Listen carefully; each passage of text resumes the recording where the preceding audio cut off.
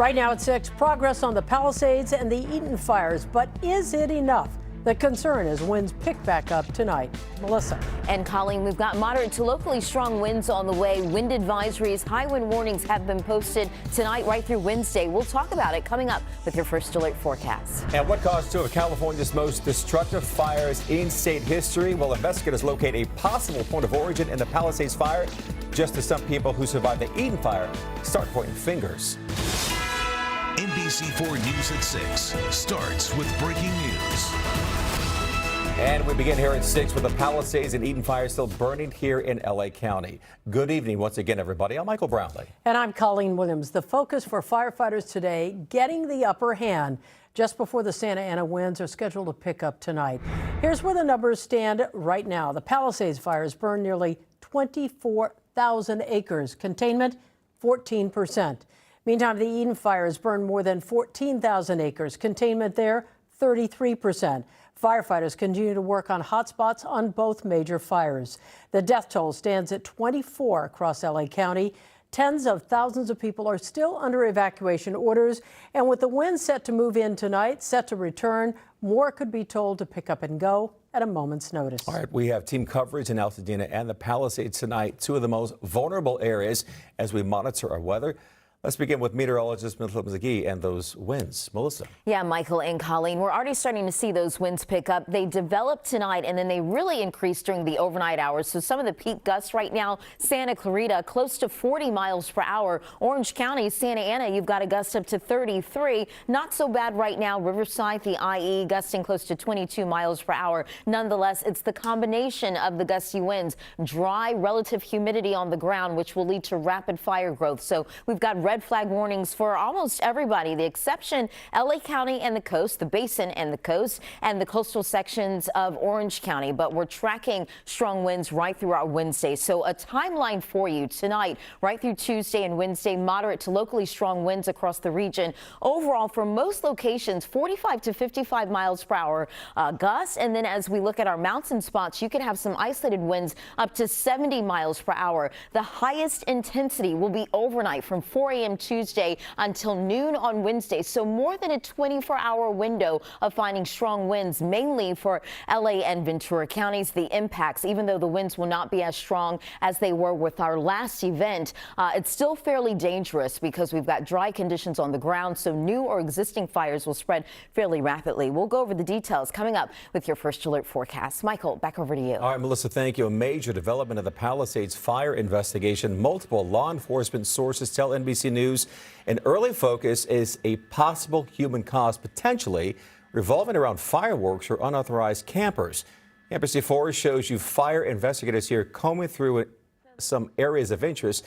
This is in Topanga State Park just a few hours ago. Now, to be clear, they aren't ruling out accidental or equipment-related causes just yet. We now go live to reporter Candace Sweat with our NBC station in Dallas. She's in the Pacific Palisades with a look at the fire's behavior and what's happening out there right now. Candace.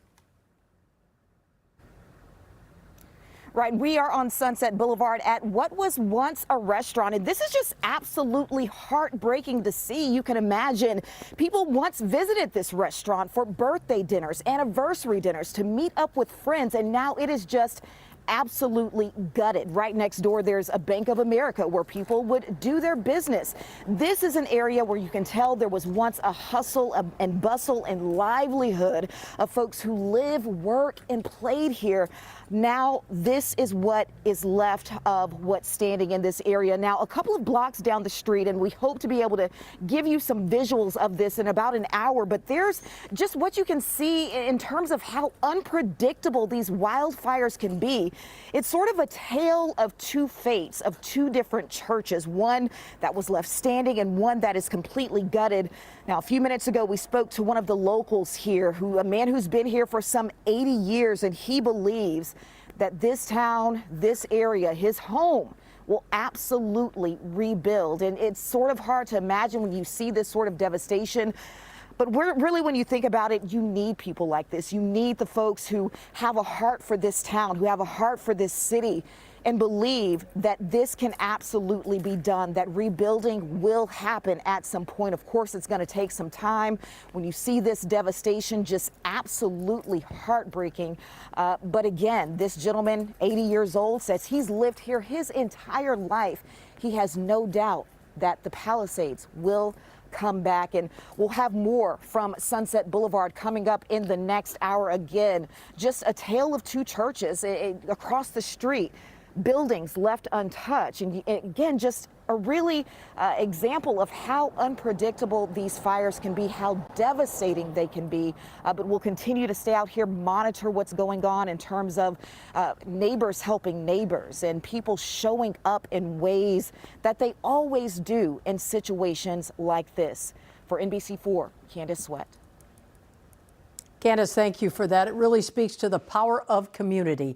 Now to the Eaton fire burning in Altadena. Some in Altadena, homeowners there, now suing Southern California Edison over this fire. It's burned more than 7,000 buildings, including homes and schools and businesses. The lawsuit claims that the fire was caused by SoCal Edison's power lines. It also names these stamped videos from Cheryl and Jeffrey Koo that were shared on social media. The images were taken the night the fire started last Tuesday. They show an electrical tower, you can see it in the distance there, with flames all around the base. This apparently before the fire spread. Despite the National Weather Service issuing the highest level warnings that they issue of particularly dangerous situation, of life-threatening extreme fire risk weather, they chose not to de-energize their circuits in the Altadena, Pasadena area. SoCal Edison says it's not to blame for this fire. A spokesperson from SCE shared this statement with us. It reads in part, SCE's distribution lines immediately to the west of Eaton Canyon were de-energized well before the reported start of the fire as part of SCE's public safety power shutoff program.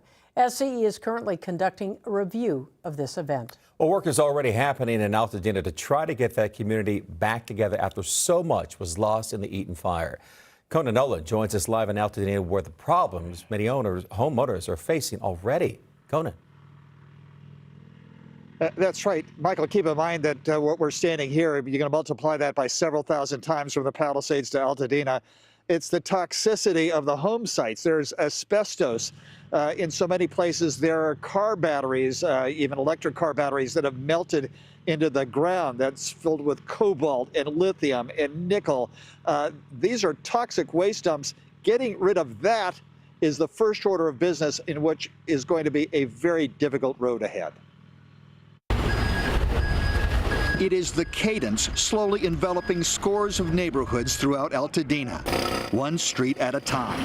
Public Works clearing debris so that utility crews can get to the work of bringing in new lines and poles in the effort to restore power. Get rid of all the wires that are down, cleaning out all the poles that are like just this one that you see here. 64-year-old Kent Kashigian has a generator, but he needs more fuel.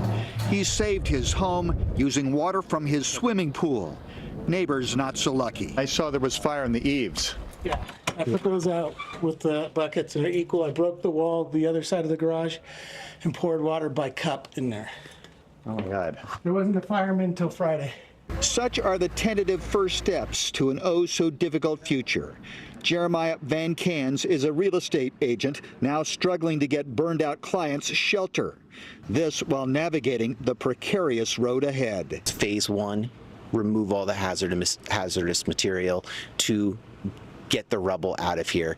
While this is all happening, people are processing their insurance claims, right?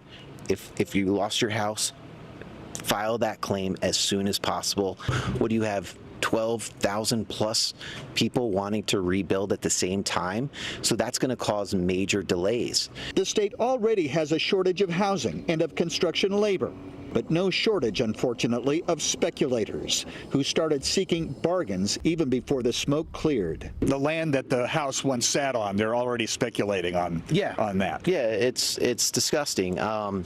it's like we're going through a tragedy, and you have developers already looking at this as an opportunity. Van Can says it will take an unprecedented effort by state, county, and city officials to cooperate in helping homeowners, without which rebuilding could take years. But out of all this, I'm positive that this community is going to come back stronger than ever.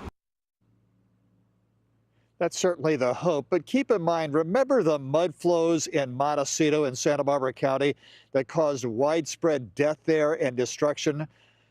There are still people trying to rebuild their homes, and that was 7 years ago. Reporting from Altadena, I'm Conan Nolan, NBC4. Still ahead here at 6, a success story in the Palisades. One man shows us the machine he says made all the difference in protecting his father's home. Plus, reports of jacked up pricing and price gouging for families displaced by the wildfires. The real estate nightmare for people who have already lost everything.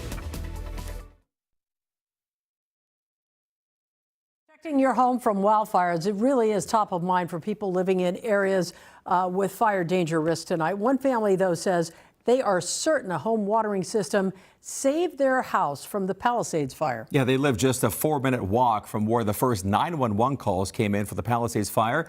NBC4's Hetty Chang is live in that family's backyard with a look at that system. Hetty.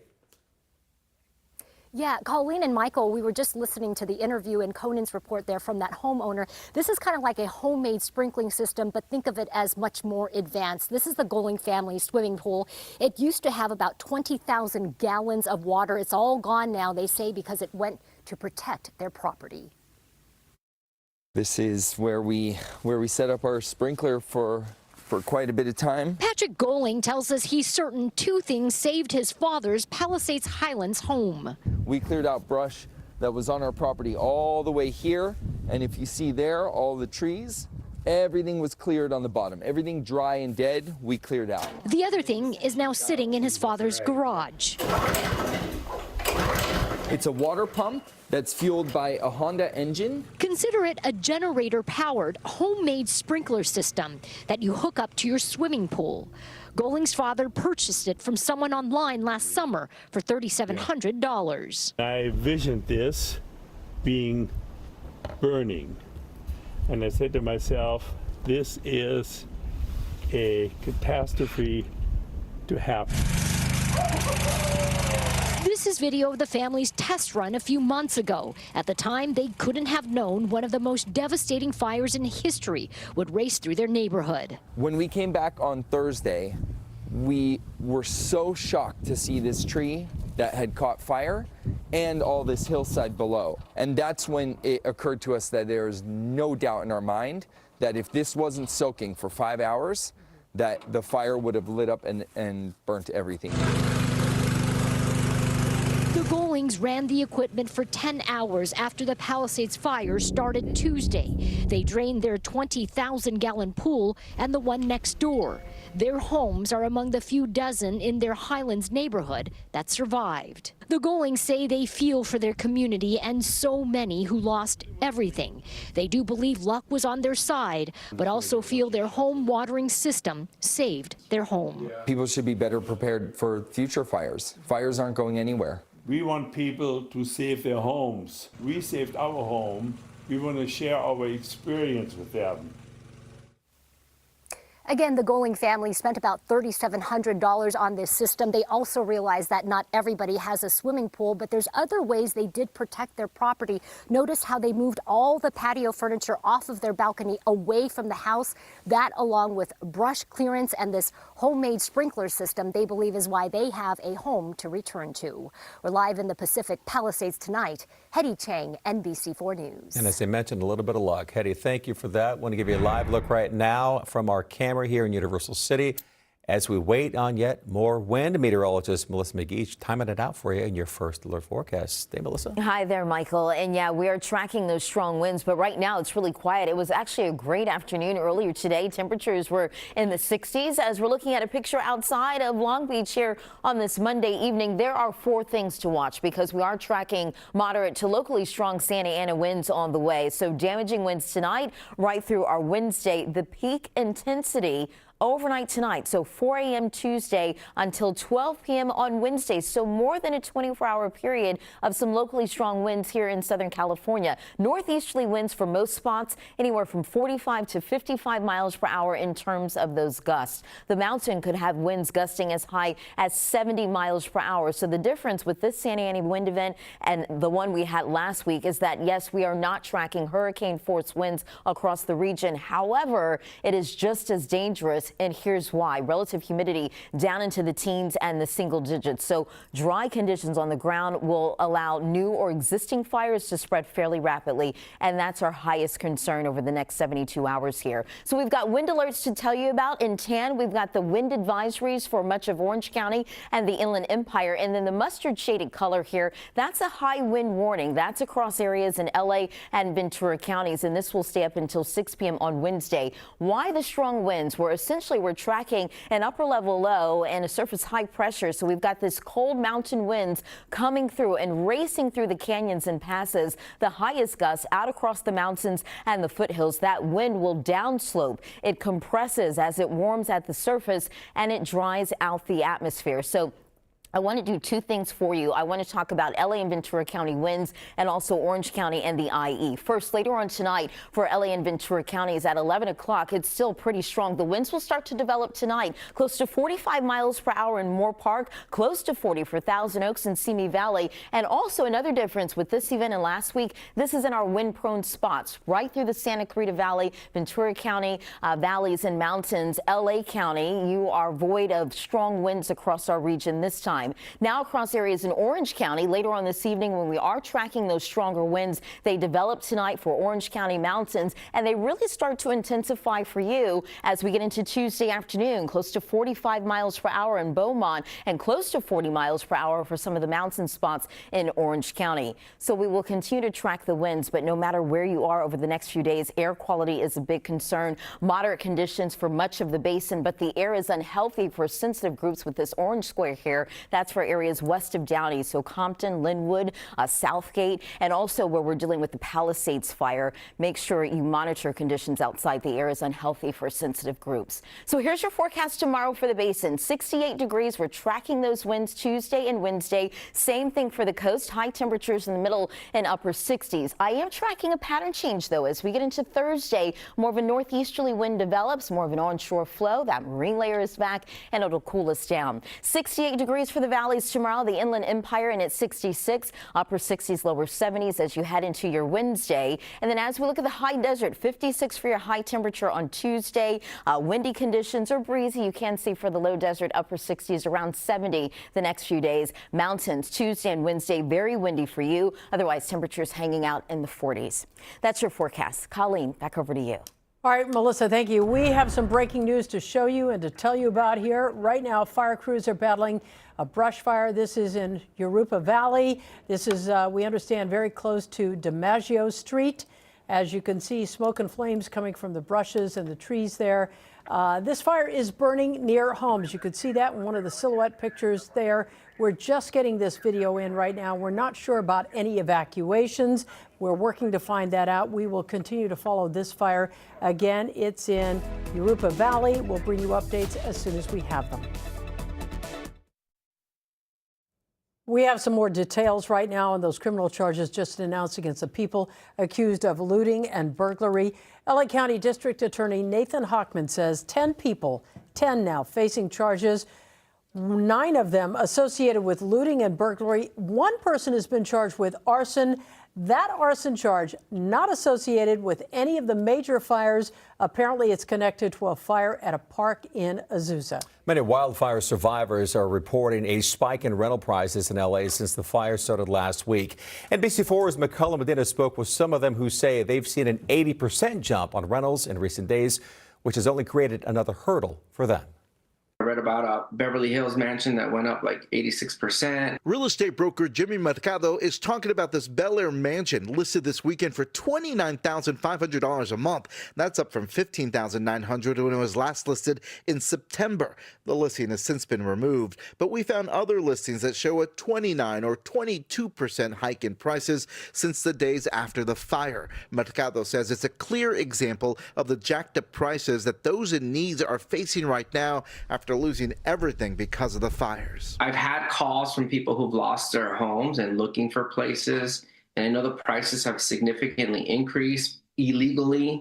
Illegal is the key term here. Under California law, when an emergency declaration is made, it includes a ban on increasing prices more than 10% compared to pre-disaster listings. In one night I slept by my sister, one night I slept by my mother, one night I slept in the car. Rafi Antibi is an evacuee from Malibu. He owns Rafi Lounge there. He is disgusted, he says, about the attempt to make a quick buck on a disaster that he's still trying to maneuver through. This is the most horrible thing I've heard. That's like, for me, it's just as been as somebody who's looting. They've increased the rent by like 30%, 50%, 60% since January 7th. It disturbed Chelsea Clark, an LA Tenants Union organizer, so much that she decided to track the jacked up prices on this public Google Doc and report the listings to the state and local governments. I'd say hundreds of people have contributed. We have 465 submissions so far. We're seeing some disgusting rent gouging happening right now. For Rafi, he hopes those trying to make a buck will get what's due. We maybe take some money, but enjoy your jail time after. That's what I said to those people. I think right now it's the time for community to support each other. Now, if you'd like to help with wildfire relief efforts, NBC4 is partnering with the American Red Cross to help those affected. You can go to our website, nbcla.com, or call the number that you see on the screen there. We leave you with a look at a new mural in Venice honoring the firefighters working around the clock to keep us safe. You're watching the NBC4 News at 6. We're back right after this. The Lakers are stepping up in another way tonight. Back on the court at Crypto.com Arena after having their past two games postponed. Mario Solis live in downtown to show us what the Lakers are up to. Mario.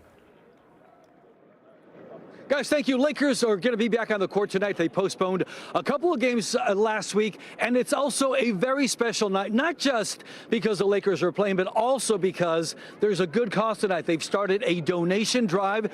Liz, you are a season ticket holder, and you made it a point to bring this. Why? Where did that need come from?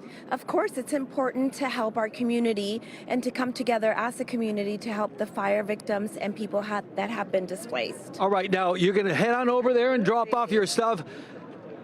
Matt, in charge of community relations, give us a little insight. What should people be bringing? We're looking for toiletry items, brand new sealed toiletry items, shampoo, toothbrush, toothpastes.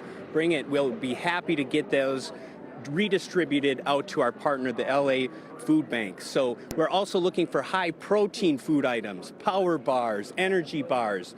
Those will all go a long way to help keep our community going. Right. You were mentioning also that if you cannot make it tonight, there will be two other games this week, Wednesday and Friday, right? 90 minutes before tip and through halftime. And also you'll be open at your facility in El Segundo Tuesday through Friday. What time? Exactly. 9 a.m. to 6 p.m. Drive-through donations at our headquarters in El Segundo. There you go.